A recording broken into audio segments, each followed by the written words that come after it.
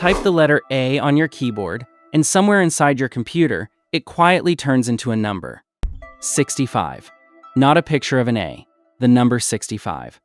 Every letter, every space, every emoji you have ever typed is really just a number wearing a costume. So here's the question worth the next few minutes. Who decided that A is 65? And why does typing a little cafe sign sometimes break an entire website?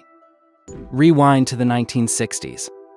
A group of Americans needed one shared list, so every machine would agree on which number meant which letter. They called it ASCII. Capital A became 65. B became 66. A space, a comma, the digits 0 through 9. Each got its own number. Simple and neat. But this list had room for only 128 characters. Picture packing for a trip around the entire world, using a single carry-on bag. Enough for English, and almost nothing else. So what happens when you try to write cafe? With that little accent over the E? Or a word in Chinese, or Arabic, or a single emoji? With that tiny list, you simply cannot. There is no slot for them. For decades, most of the planet's writing was locked out of computers. Everyone invented their own patchwork fixes, and none of them agreed. Open a file made on one machine, and it turned to garbage on another. The world needed one master list, big enough for everybody. That master list is called Unicode. And the first thing to understand is what it is not. It is not how your text gets stored. It is a giant catalog. Picture an enormous product catalog where every character on Earth is given one unique ID number. Capital A is still 65. That accented A is number 233. The Chinese character zhong is 20,013. The grinning emoji? 128,512. Unicode tells you what each character is. It says nothing yet about how to pack it into memory. Handing out ID numbers is one thing. Storing them is another. And that is the job of UTF-8. It's a clever trick. It stretches only when it has to, like an accordion.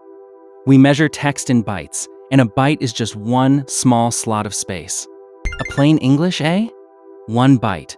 Exactly like the old ASCII days. The accented A? 2 bytes. The Chinese zhong? 3. An emoji? 4.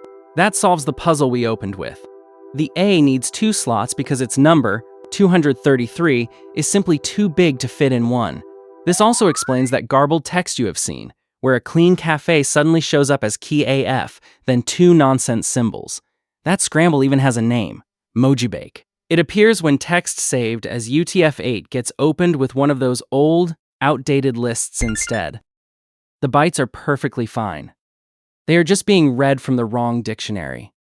It is like reading a French menu with an English-only dictionary and swearing every word is gibberish. Nothing is broken. Someone simply opened it the wrong way. So the whole journey, end to end, you type a character. Unicode says, that is number 233. UTF-8 says, I will store it in 2 bytes. Later, it reads those bytes back, and your A appears on screen. Perfect. Unicode is the what, the master list of every character. UTF-8 is the how, the smart way to store it. And here is the elegant part.